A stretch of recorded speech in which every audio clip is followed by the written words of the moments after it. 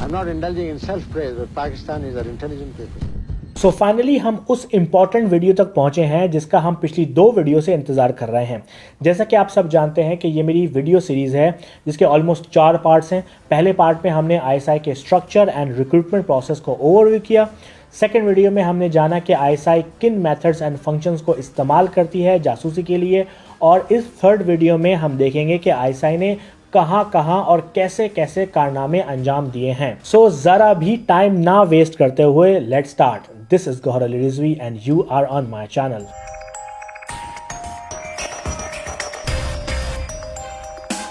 ये सिर्फ पाकिस्तानी मदद ही थी कि जिसकी वजह से सोवियत यूनियन टुकड़े टुकड़े हो गया।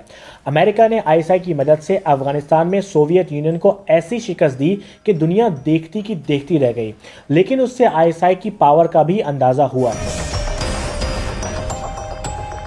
1982 में अमेरिका ने प्लान बनाया कि वो अफगानिस्तानियों को अपने हथियार देने के बजाय सोवियत यूनियन के हथियार ही देगा ताकि अमेरिका पर शक ना हो। इसके लिए अमेरिकी CIA, पाकिस्तानी ISI और इजरायली मोसाद ने 1982 में एक प्लान बनाया। इजराइल ने लेबनान से जंग के दौरान कुछ सोवियत यूनियन के बनाए गए वेपन पकड़ रखे थे।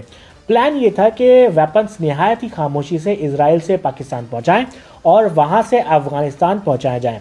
ये बहुत ही कमाल की बात है कि ये वही मोसाद और इजराइल है जो कि अभी कुछ अरसा पहले अपने जहाज रेडी करके इंडिया से पाकिस्तान पर हमला करना चाहता था। लेकिन मैंने अपनी पुरानी वीडियो में बताया कि इंटेलिजेंस में दूसरी एजेंसीज के साथ कोलैबोरेशन भी होता है, क्योंकि मामला सिर्फ और सिर्फ ज़ाती मफाद का होता है। एनीवेज, ये सोवियत यूनियन के बनाए गए हथियार इजराइल से पाकिस्तान और पाकिस्तान से अफगानिस्तान पहुंचे, जहां ये हथियार सोवियत यूनियन के अगेंस्ट इस्तेमाल किए गए। ये मिशन इतना खुफिया था कि इसके बारे में किसी को कानो कान खबर ना हुई, और इस मिशन की डिटेल्स 2016 में सामने आई। अफगानी हुकूमत सोवियत यूनियन की तरफ थी, जबकि अमेरिका अफगान मुजाहिदीन की मदद से सोवियत यूनियन को ढेर करना चाहता था। इसके लिए CIA एंड ISI ने हीरोइन की स्मगलिंग की अफगानिस्तान में, जिसका हदफ ये था कि सोवियत ट्रूप्स एंड सोल्जर्स को हीरोइन का आदी बनाया जाए ताकि वो इतने एक्टिव ना रहें जितना कि उनसे एक्सपेक्ट किया जाता था। जैसे मैंने बताया कि अफगानिस्तान की हुकूमत सोवियत यूनियन की तरफ थी, और इस जंग की वजह से हज़ारों लाखों अफगानी अफगानिस्तान छोड़ के पाकिस्तान की तरफ आ रहे थे रेफ्यूज के लिए। तो अफगानी इंटेलिजेंस एजेंसी KHAD ने प्लान बनाया कि वो अपने एजेंट्स इन रेफ्यूजीज़ के साथ पाकिस्तान भेजेगा ताकि पाकिस्तान की एक्टिविटीज़ पर नज़र रखी जा सके और वो इन्फॉर्मेशन फिर सोवियत यूनियन के साथ शेयर की जाए। इसके लिए ISI ने इस्लामाबाद में मौजूद अफगान एम्बेसी के इंचार्ज मिस्टर मंसूर अहमद को अपनी तरफ किया, उनको यकीन दिलाया और समझाया कि वो अफगानिस्तानी हुकूमत को सपोर्ट ना करें, और फिर उनको और उनकी पूरी फैमिली को खामोशी के साथ लंदन भिजवा दिया गया, जिसके बदले में उन्होंने KHAD के एजेंट्स के प्लान की क्लासिफाइड इंफॉर्मेशन ISI के साथ शेयर कर दी। सोवियत एंड अफगानी डिप्लोमेट्स ढूंढते रह गए कि मिस्टर मंसूर अहमद और उनकी फैमिली कहां गए, लेकिन उनके हाथ कुछ भी ना आया। 2016 में ISI की एक बहुत बड़ी कामयाबी कुलभूषण यादव का अरेस्ट भी थी। तफ्तीश के दौरान कुलभूषण ने खुद तस्लीम किया कि वो रॉ का एक एजेंट है और इंडियन नेवी का हाजिर सर्वेंट है, और उसका मेन टारगेट CPEC के हवाले से इंफॉर्मेशन इकट्ठा करना था। कुलभूषण ने इसके अलावा अपने कराची और बलूचिस्तान में एक्टिविटीज़ का भी एतराफ़ किया। समात के बाद कुलभूषण को फांसी की सज़ा हुई, लेकिन इंडिया ने इंटरनेशनल कोर्ट ऑफ जस्टिस में इसका केस परसू किया और ICIJ ने पाकिस्तान को काउंसलर रसाई देने का कहा है। कहूटा रिसर्च लैब, ये वही लैब है जिसमें अब्दुल कदीर खान काम करते रहे पाकिस्तान के न्यूक्लियर बम बनाने के लिए। 1979 में ISI को अंदाजा हुआ कि KRL की सर्वेलेंस करने की कोशिश की जा रही है। फ्रांस के एम्बेसडर और उनके सेक्रेटरी KRL के हवाले से मालूमात इकट्ठा कर रहे हैं। दोनों को अरेस्ट कर लिया गया और उनके कैमरे और हसास इक्विपमेंट को जब्त कर लिया गया। जब उनकी कम्युनिकेशन की जांच पड़ताल की गई तो वो पता लगा कि दोनों CIA के लिए काम कर रहे थे। 1980 में आईएसआई ने अपना एक आदमी इस्लामाबाद की सोवियत यूनियन के एम्बेसी में छोड़ दिया। कुछ ही अरसे बाद खबरी ने रिपोर्ट दी कि सोवियत एम्बेसी के थर्ड सेक्रेटरी कराकरम हाईवे के हवाले से मालूमात जमा कर रहे हैं और इस इंफॉर्मेशन में एक मिस्टर एजाज नामी शख्स उनकी हेल्प कर रहा है।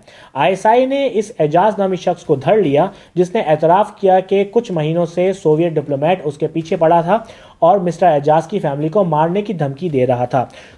आईएसआई ने बजाय डिप्लोमेट को डायरेक्टली अप्रोच करने के मिस्टर एजाज के जरिए ही गलत इंफॉर्मेशन फीड करना शुरू कर दी। मिस्टर एजाज आईएसआई की दी हुई गलत इंफॉर्मेशन सोवियत डिप्लोमेट को देते रहे और वो डिप्लोमेट आगे वो इंफॉर्मेशन पास करता रहा।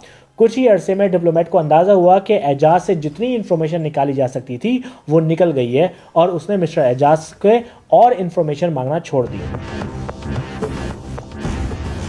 1992 में बोस्निया में जंग शुरू हुई तो आईएसआई ने बोस्नियन मुसलमानों की हेल्प की और उनको हथियार और पैसा सप्लाई किया, जिसकी फंडिंग सऊदी अरबिया ने की।